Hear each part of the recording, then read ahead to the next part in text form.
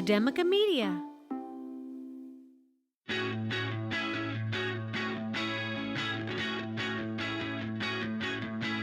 From Academica Media Studios in Miami, Florida, it's Big Ideas in Education, a weekly recap of inspiration and innovation in your schools.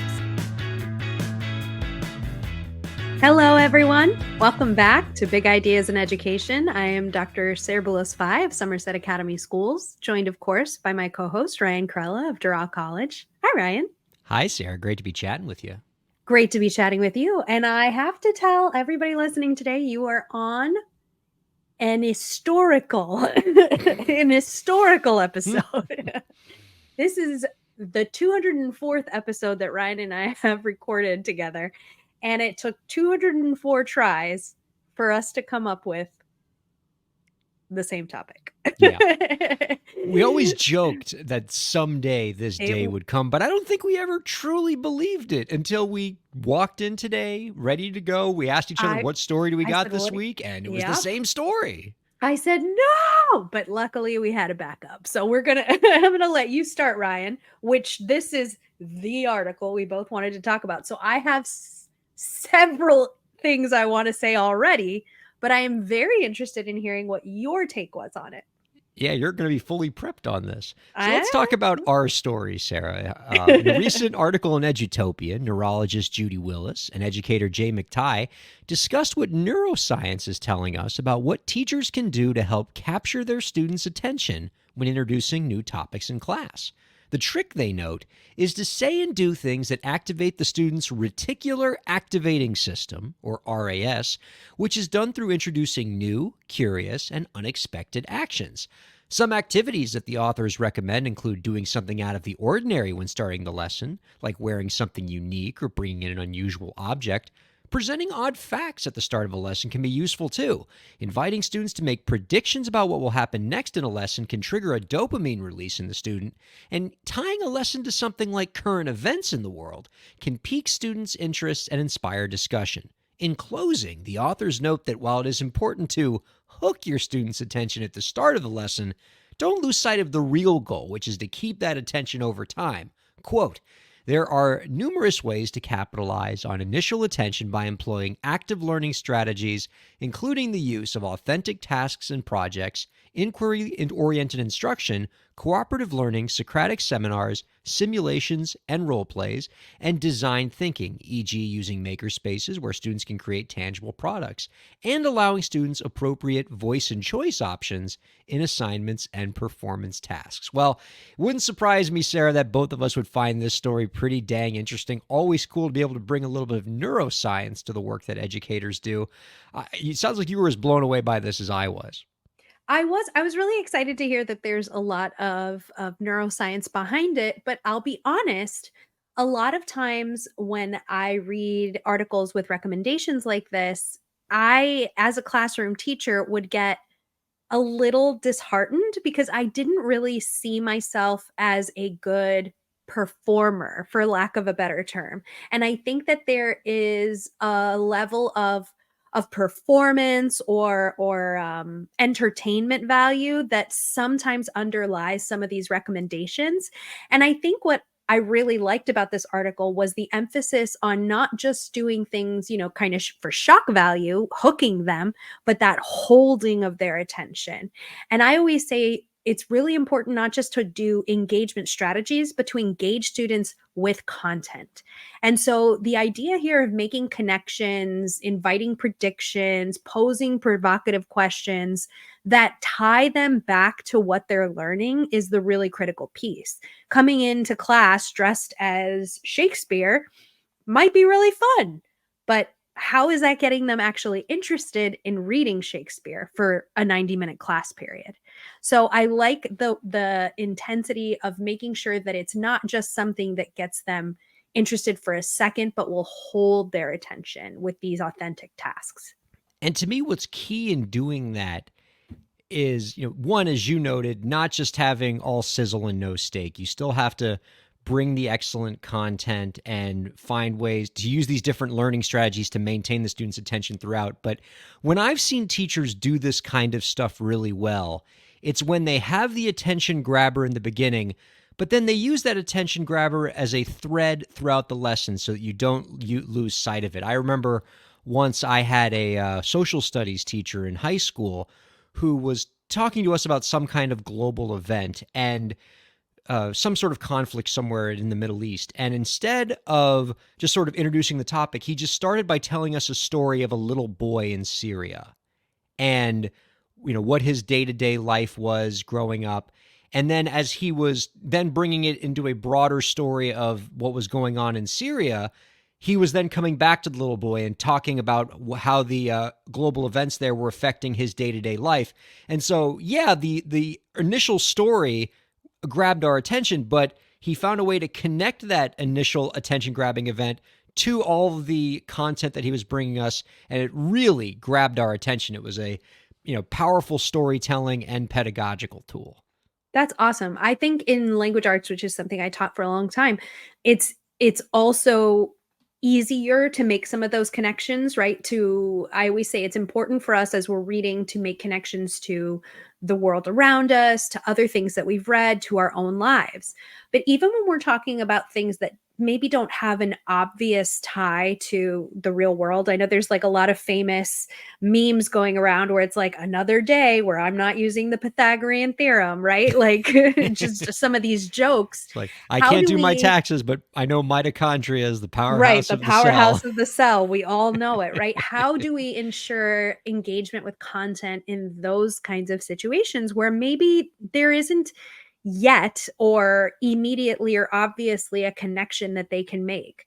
And I think the idea of productive struggle is something that I love to come back to, because bringing in a problem, like I think you mentioned problem-based learning or some project-based learning in that was shared in the article, bringing in something that is happening and how the little things that you're learning today is impacting that, and how you will get there, because these are the steps to get there.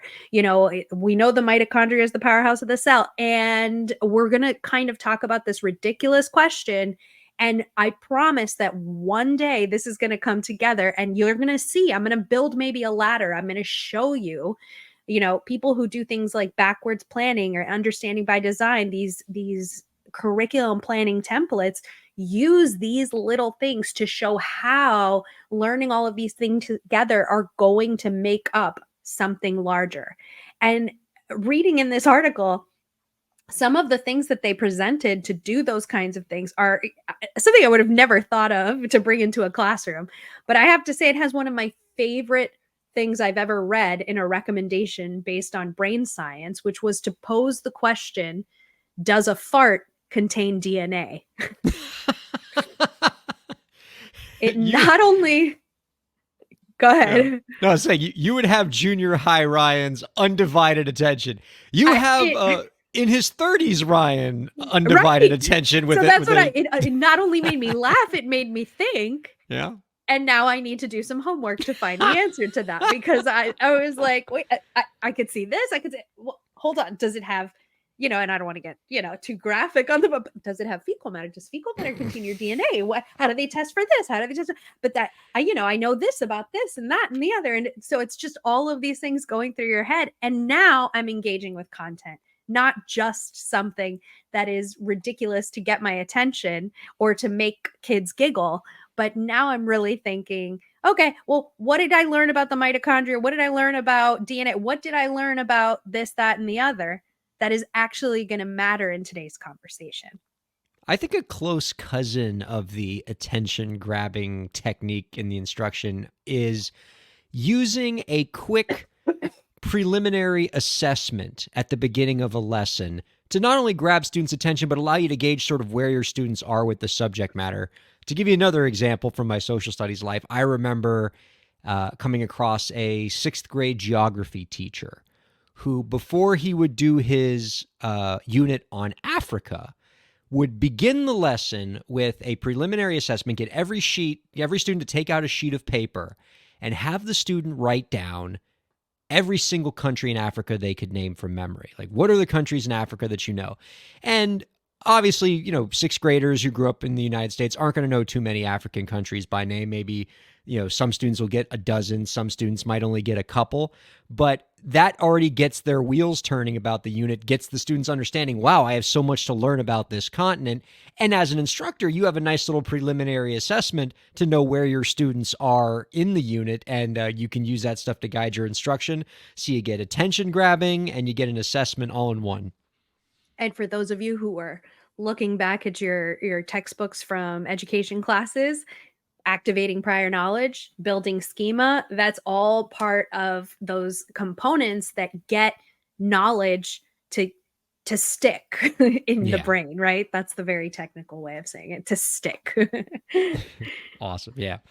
Well, since I couldn't talk about the attention, the attention getting part of the brain, we're going to talk a little bit about something that many of us educators deal with on a daily basis, which is thinking about critical thinking.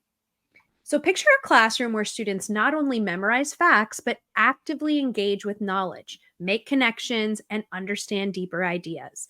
The goal is to move beyond rote learning, foster an environment where learners articulate their ideas in their own words, they break down complex concepts, they look for underlying structures, and question gaps or inconsistencies in the information. Now picture that this is all happening in an elementary school classroom. Well, it can happen. According to the author of The Critical Thinking Framework, a powerful tool designed to elevate the learning experience in our classrooms by providing 5 instructional approaches for educators to foster deeper thinking in students. 1, say it in your own words. Have elementary students encourage elementary students to express their understanding of concepts in simple and age-appropriate language. Teachers can ask their students to share thoughts verbally or in writing, ensuring that they comprehend ideas rather than memorizing them. 2, break it down. Elementary learners can be guided to break down complex ideas into simpler components. This involves teaching them to analyze the smaller steps or parts within a bigger concept. Sounds actually very similar to something you and I just talked about. Teachers can help this by using visual aids, storytelling, or hands-on activities to help students grasp fundamental elements of a topic. 3, look for structure. Elementary students can be prompted to look beyond surface characteristics and explore deeper structures of concepts. So teachers can use examples that highlight underlying principles of a subject, helping students recognize patterns and connections. 4, notice gaps or inconsistencies. Elementary classrooms can encourage a culture of curiosity where students feel comfortable asking questions and expressing when something doesn't make sense. This creates an environment that values inquiry, allowing students to identify gaps in their own understanding, but also to get an idea of when a larger concept or a source may not make sense. And then finally, reason with evidence. At the elementary level, students should begin constructing simple arguments supported by evidence. It's always funny when I talk to elementary teachers about argument, and a lot of them will say, you know, we're usually talking about writing an essay, and they'll say, oh, my students need a lot of help with this. And I'll say, ask a student what they recently did the last holiday or birthday. Tell me that they did not try to argue and reason with their parents to get something that they wanted.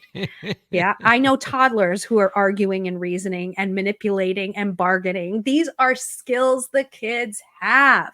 And so encouraging them to bring this into the academic space is going to be so tremendous for their critical thinking.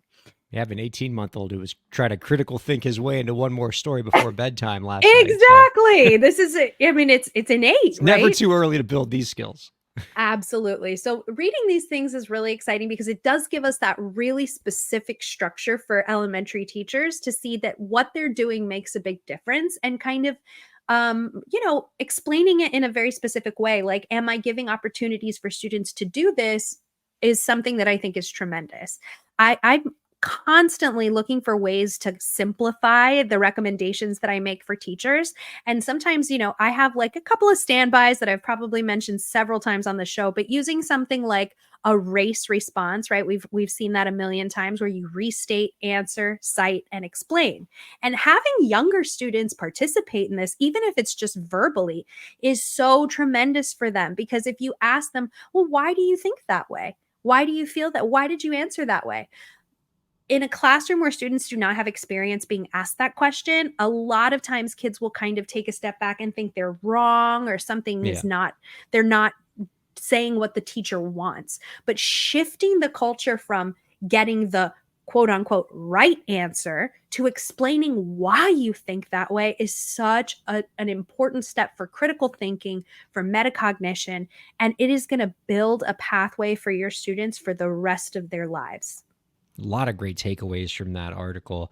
And the one that I have written down here that definitely spoke to me is, it can often be difficult for teachers to structure lessons in ways that build critical thinking, particularly when you're working with young populations. But that article had some great insights on very quick ways that you can generate critical thinking, inspiring moments. Just the simple act of the say it in your own words assignment can get that higher level thinking out of students. And I think a lot of teachers can respond positively to, even something as simple as that can get the critical thinking juices flowing within my students.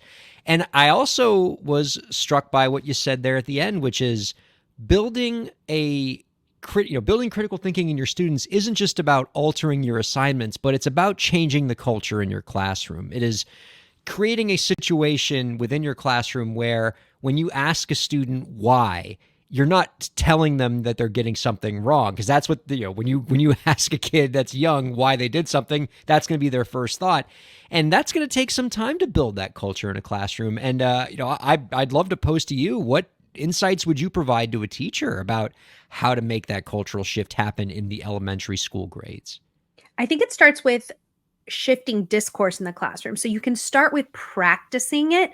So it's going to be very overwhelming for students if it's like, okay, if I go from just asking, all right, I have this math problem on the board, who has the answer? And then start asking, the whole class, why, who got that answer? But starting by practicing a little bit smaller. So maybe starting with a small group or having students say, I'm going to put a problem up on the board and I'm going to give you, we have these, oh my gosh, the critical thinking task cards, right? Where it has these sentence starters and it says, I agree, I disagree because, right? And it gives the kids frames for how to agree and disagree with their classmates, how to defend answers. And that can be really helpful because it takes a little bit of that intimidation away. And sometimes it also helps them kind of, well, I'm going to play the role of somebody who doesn't agree, or I'm going to play the role of someone who doesn't understand.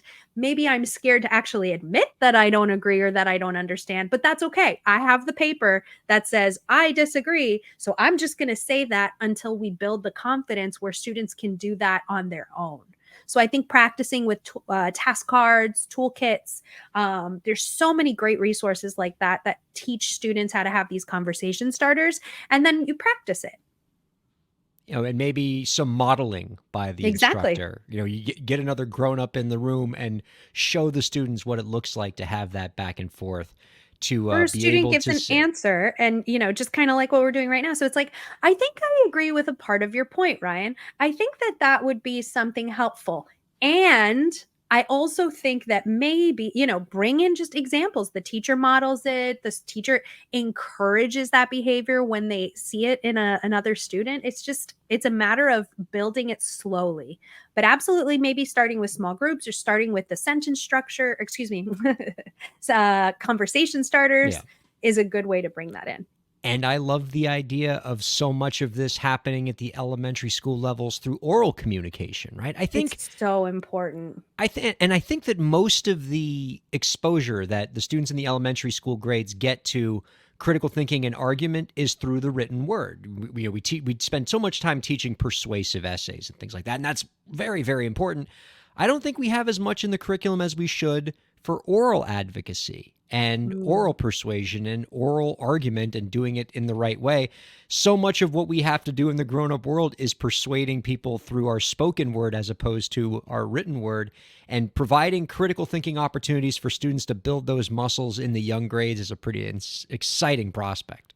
I will say, if you visited some of the kindergarten classrooms that I visited, there's some amazing things happening when it comes to that kind of verbal stimulation and getting kids to think that way. Even when it's something as simple as, we're reading a story or something, and they'll bring up multiple characters' names. And this happened recently. It was just adorable. Where a kid was saying, the teacher might have said, I forget the exact example, but it was something to the effect of, which of these characters made this object? And I forget what it was, but they named several characters, and one of them was a dog. And the child said, okay, well, it's not this person. It's not that person. It's not the dog. The dog can't do it. The dog doesn't have hands, right? And just hearing that kind of think aloud and critical thinking was so exciting. I mean, it might seem simple, but that's exactly what we want kids to be doing, is thinking these things out loud. And it's so exciting for a teacher to actually hear those, metaphorical light bulbs going off in the kids' head. So it was such a cute moment that it's going to stick with me for a while. Cute and inspiring, and really great to see that stuff in the elementary grades. Absolutely. Well, thanks so much for being with us here today. We'd love to hear from you if you have something to share along these lines, or anything that's going on in education that you want to talk about. Feel free to reach out to us using the hashtag BigIdeasInEducation. We love hearing from you. Thanks for being with us, and we'll see you next time.